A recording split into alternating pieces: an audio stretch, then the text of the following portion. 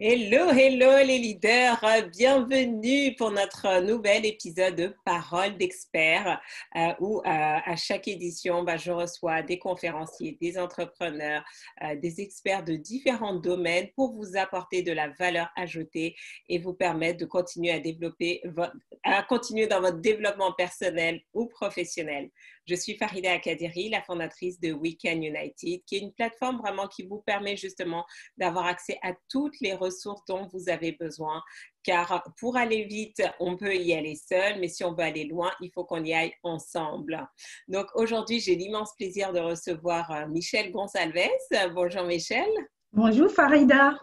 Et donc, qui va nous parler d'un sujet très, très intéressant, les relations. Donc, j'aimerais savoir, avez-vous décidé de transformer votre vie amoureuse et de vous préparer à accueillir votre partenaire idéal et vivre la vie amoureuse dont vous avez toujours rêvé? Mais peut-être que votre problème, c'est que vous ne savez pas comment vous y prendre et que vous avez peut-être même la croyance que ce n'est pas réaliste. Michel Gonsalves est votre solution. Love coach, conférencière et entrepreneur, Michel permet aux femmes de devenir les reines de leur royaume. Une vie amoureuse réussie n'est jamais le fruit du hasard. Et pour augmenter vos chances de réussite, il ne s'agit pas juste de travailler sur soi une fois en couple, mais de se préparer avant de rentrer dans la relation.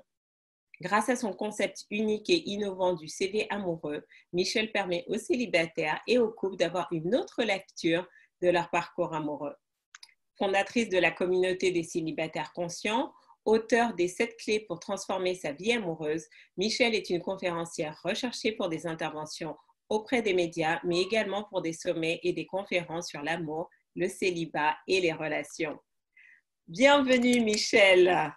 Bienvenue Farida. Tout ça, c'est très, très bien dit. Et merci beaucoup de m'accueillir chez Parole d'experts. Alors, donc, le sujet des relations, c'est vraiment important et surtout, justement, en plus, comme vous travaillez avec des femmes qui sont très carriéristes, ambitieuses, entrepreneuses.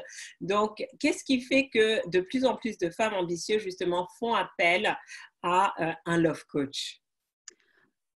Écoutez, une femme ambitieuse, elle a envie de réussir non seulement dans sa vie professionnelle, elle a envie de réussir dans les autres domaines de sa vie. Et on sait tous que la relation amoureuse, le domaine du couple est un domaine majeur pour tous. Donc, la femme ambitieuse, elle a envie de gagner du temps. Elle sait que si elle prend un love coach, elle va gagner du temps. Comme vous l'avez dit tout à l'heure, seul, on va plus vite, mais ensemble, on va plus loin. Donc, le fait de se faire accompagner lui permet de rendre sa quête amoureuse beaucoup plus efficace.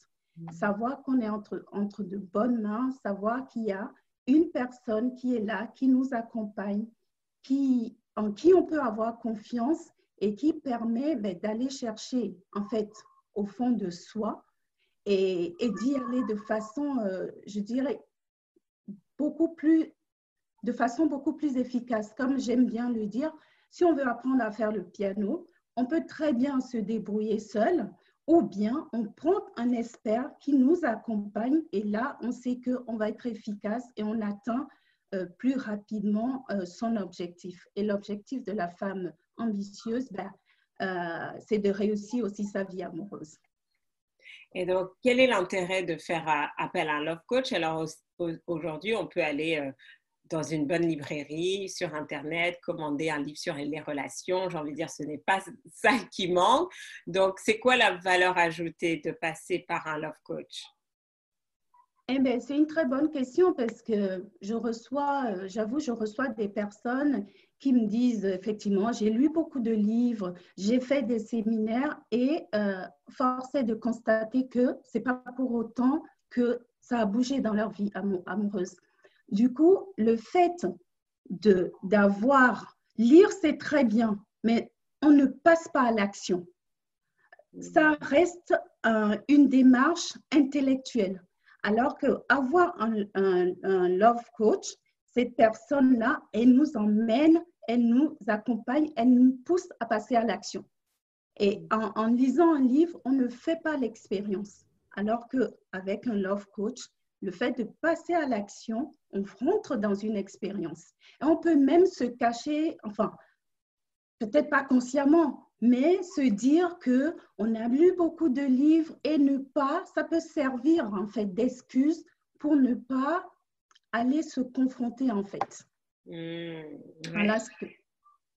Et donc, justement, quelles sont les trois principales, les trois grandes erreurs que les femmes ont tendance peut-être à commettre et qui les empêchent de se mettre en couple ou de manifester leur relation idéale?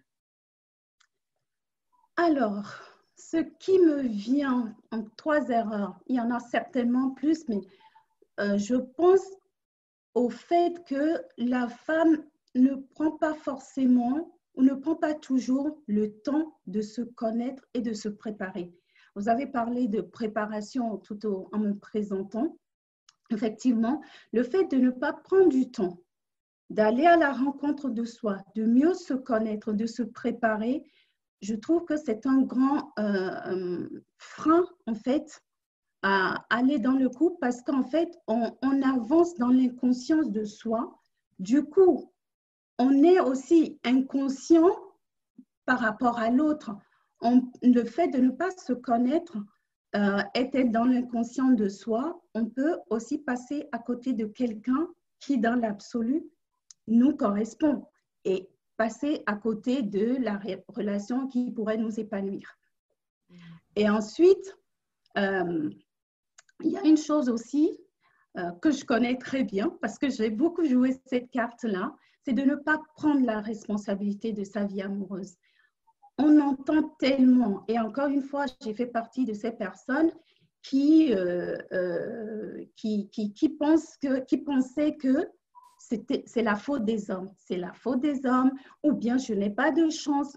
Du coup, on se retrouve dans une position de victime. On ne prend pas la responsabilité. Quand je suis en train de dire c'est la faute de l'autre, bah, du coup, moi, je ne vois pas, je ne me pose pas, je ne me remets pas en question. Donc, le fait de ne pas se remettre en question, c'est un grand empêcheur pour moi de construire une relation amoureuse. Et troisième chose, c'est une indépendance. Aujourd'hui, la femme, elle est très indépendante. Et quand bien même on peut vouloir entrer dans une relation amoureuse, on est tellement à propos peut-être de sa carrière ou ne pas perdre sa liberté que finalement, le temps passe. Et en plus de cela, se rajoute une grande exigence qu'on peut voir parfois, pas chez toutes les femmes, mais l'exigence, une grande exigence et l'idéalisation du couple aussi. Du coup, on s'attend peut-être à vivre un conte de fées. On a été beaucoup baignés par les belles histoires de soit qu'on voit au cinéma. Et du coup, on devient tellement exigeant. Je pense j'ai fait justement un bilan amoureux où cette femme en face de moi, une très jolie femme, mais quand elle m'a sorti la liste des critères qu'elle attend chez l'homme, en plus j'écrivais et je me dis, mais et je lui relis tout et elle me le confirme. Bon, finalement, elle a compris, mais je me suis dit, mais... C'était réaliste, quoi. C'est juste pas possible. Oui, mais la question, justement, qu'est-ce qui fait que les femmes vont avoir une liste comme ça de « il faut qu'il soit comme ça ». La question, c'est « oui, mais est-ce que toi-même, tu es comme ça ?» Donc, est-ce que... Parce que souvent aussi, comme vous dites, si on n'a pas conscience de soi, on va demander des choses à l'autre que soi-même, en fait, soi-même, on n'est même pas au niveau et on veut que l'autre soit à ce niveau-là. Et après, on se demande pourquoi la relation est bancale. Mais j'ai envie de dire, quelqu'un qui est à ce niveau-là, si vous n'êtes pas là, il ne va jamais faire il ne va pas s'intéresser à vous. Donc, comment vous expliquez qu'il y a une telle... parfois, il y a, voilà, on est un peu à côté de la plaque, quoi. C'est totalement irréaliste, ce type de désir. Et deuxième question aussi, parce que en tout cas dans la culture africaine, moi je me rappelle, j'ai beaucoup entendu, Farida, ton mari c'est ton premier travail, et je trouve que c'est quelque chose de dangereux à dire en fait, parce que dans le Absolument. subconscient, ça crée quelque chose de, finalement, on ne met pas la priorité dessus, parce que, et donc dans le subconscient, si à un moment donné on a intégré ça, c'est que même si on est en couple, on peut, comment dire, mettre son couple de côté inconsciemment et faire de son travail son premier mari. Donc, qu'est-ce que vous en pensez? Est-ce que vous avez vu des femmes, justement, qui n'arrivaient pas à se mettre en couple parce qu'elles ont fait de leur travail leur premier mari? Dites-nous un petit peu votre point de vue dessus. Mais, je reviens à ce que vous aviez dit tout à l'heure par rapport au fait que, en parlant des exigences, encore une fois, ça revient à la non-connaissance de soi ou l'inconscience de soi. Étant donné qu'on ne se connaît pas, on a peut-être été influencé par son entourage, les médias aussi, ça joue énormément. Il y a un modèle de couple qui est présenté au monde.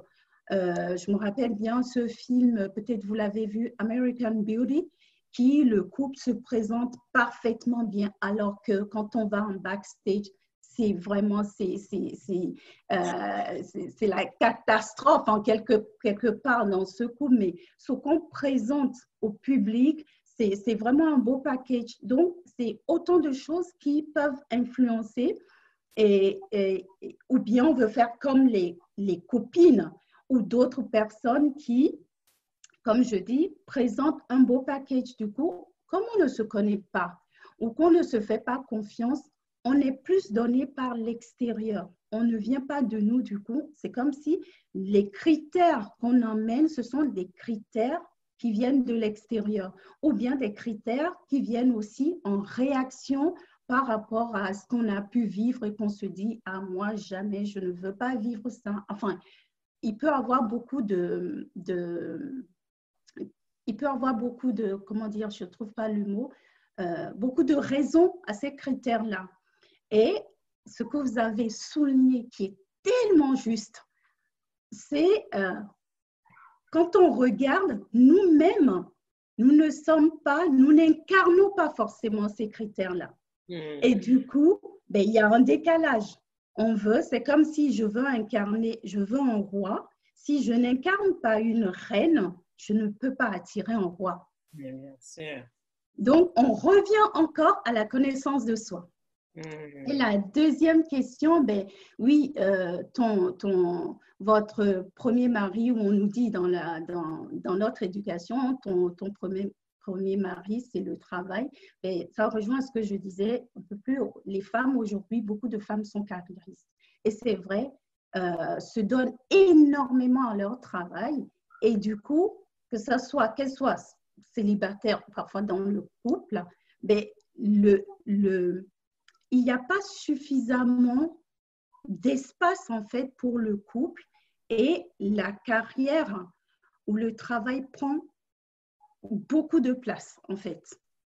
Ça peut aussi, dans le cas de célibataire, on peut aussi se cacher, si je peux employer ce terme, derrière la carrière en fait pour ne pas faire le pas, sauter le pas et aller dans une relation amoureuse ou bien parce qu'on a connu une rupture amoureuse douloureuse, on peut aussi s'en servir comme une forme de protection en fait.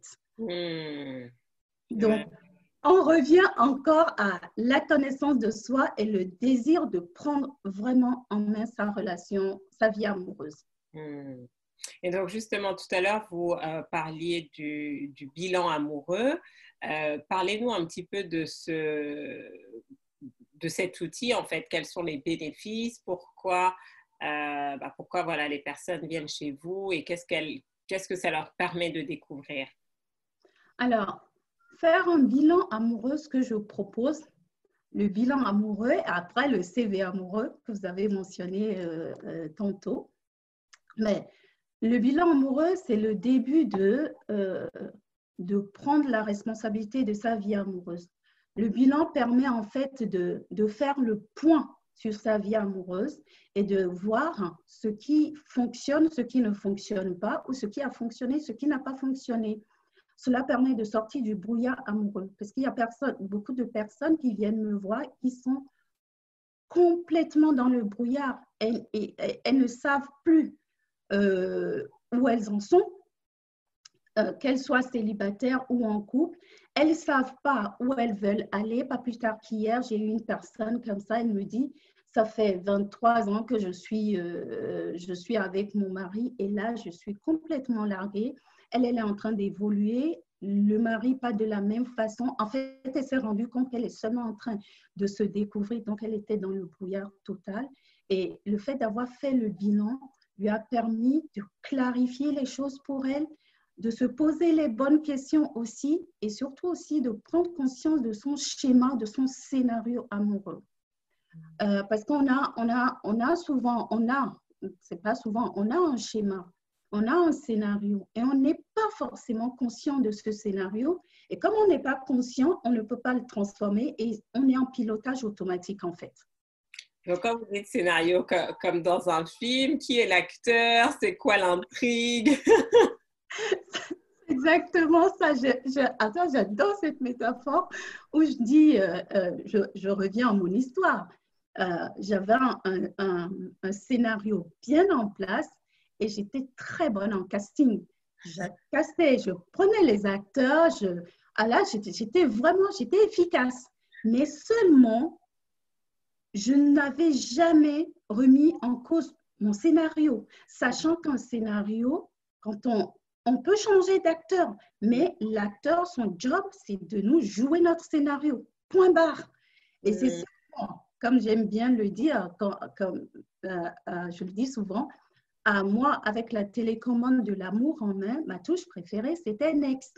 Justement parce que je ne prenais pas la responsabilité de mon scénario et j'étais persuadée que c'est l'acteur qui n'allait pas. Donc, je me dis, OK, au début, il a un style différent, ça me plaît. Je dis, oui, il est bien celui-là. Mais au bout de quelques temps, je me dis, ben non, pas du tout. Et hop, zapping, je passe et je prends un autre acteur et finalement, c'est le même scénario. Les acteurs changeaient, mais pas le scénario. Donc, exactement. C'est la même histoire à chaque fois, quoi. C'est ça. Et, je me rappelle, j'avais suivi une masterclass justement d'une coach hypnothérapeute et elle expliquait don't change the ending, change the beginning. C'était vraiment de se dire qu'on a tendance à rentrer dans la relation en se disant oui, mais avec le temps, la relation va évoluer, la personne va changer. Elle dit non, non, non, ça c'est totalement utopique. Change dès le départ le type de personne en fait. Donc, le fait de changer dès le départ le scénario, ça augmente les chances de succès de la relation. Donc, justement, on a quand même beaucoup de femmes qui nous suivent, beaucoup de femmes qui sont ambitieuses, qui sont entrepreneurs, chefs d'entreprise, leaders ou qui ont des hautes fonctions en entreprise. Certaines sont déjà en couple, certaines veulent rentrer dans la relation. Donc, quel est le conseil numéro 1 que vous pourriez offrir à ces femmes et même à ces hommes, j'ai envie de dire, parce que je pense qu'il y a quand même des parallèles pour bien se préparer pour leur prochaine relation? Eh bien, je reviens à la connaissance de soi.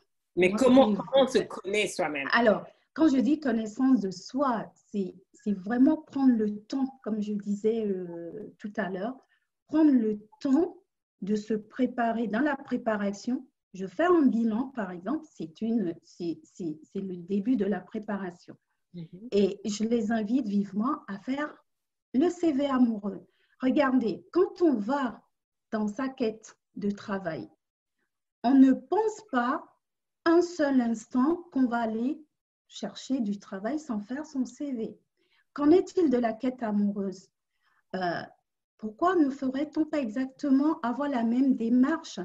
Donc, justement, et les ateliers CV amoureux que j'anime, c'est le moment justement de prendre ce temps pour soi. Quand on fait un CV, en fait, on met un peu les choses à plat. On se pose des questions de avec qui j'ai envie de travailler? Qu'est-ce que j'apporte à l'entreprise? Qui je suis? Dans quel environnement j'ai envie de travailler? Quel est le salaire que je veux avoir? Quelle est ma formation? c'est autant de questions qu'on se pose et moi, j'invite dans l'atelier, on a la même démarche en se posant, en se disant, OK, qui je suis? Qu'est-ce qui est important pour moi? Avec qui? Déjà, définir un projet amoureux, c'est super important. Je définis mon projet amoureux. Plus mon projet amoureux il est clair et plus je sais vers qui je vais aller, je sais où je vais aller, je ne vais pas laisser n'importe qui, n'importe comment rentrer dans ma vie. Donc, le CV amoureux, c'est vraiment le moment où justement on a cette démarche, on revient à soi, on se pose les questions, on fait aussi le bilan de son expérience, de ses expériences amoureuses, on voit les leçons à tirer, ce qui a à ne pas répéter, prendre conscience justement de ce scénario et surtout de se dire, OK, voilà qui je suis, voilà ce qui est important pour moi, voilà l'expérience de la relation amoureuse que j'ai envie de faire. Qu'est-ce que moi j'ai envie de vivre dans ma relation amoureuse? Et une fois qu'on a posé tout cela, maintenant de voir avec qui est mon partenaire le plus compatible. Ouais. Qui est-ce qui fait le job et aussi pourquoi est-ce que moi on va me choisir quand on va en entreprise. OK, on a fait l'entretien. Conscient de ses atouts, de ses points forts en fait. Oui, à un moment donné, le recruteur il dit pourquoi est-ce que c'est vous que je choisis? Cela permet de venir à soi et de se dire qu'est-ce que j'offre, qu'est-ce que j'apporte moi dans la relation. Ouais. Voilà, c'est dit plus ou moins. Enfin, c'est vrai que souvent on entend beaucoup oui, mais je veux qu'il me rende heureuse, alors que non, en fait, c'est pas son job. Si tu ne sais pas te rendre heureux, quelqu'un d'autre ne pourra jamais mieux te rendre heureuse que toi-même, en fait. Donc, tout à fait. De dire comment toi tu vas rendre l'autre heureux. Et donc, si chacun vient avec cette intention de se dire moi je veux la rendre heureuse et moi je veux le rendre heureux, forcément la relation a beaucoup plus de chances de réussir, d'être épanouissante. En tout cas, merci beaucoup Michel pour toutes ces précieuses pépites et voilà. Et donc, si vous êtes intéressé, allez profiter de votre bilan amoureux justement pour faire le point et transformer à partir d'aujourd'hui votre relation. Merci infiniment. Oui, Michel, vous voulez dire? Oui, je voulais juste finir par c'est ma citation qui résume un peu tout. Connais-toi toi-même et tu reconnaîtras ton partenaire idéal. Ah, super. Merci infiniment, Michel. Merci beaucoup, Farida.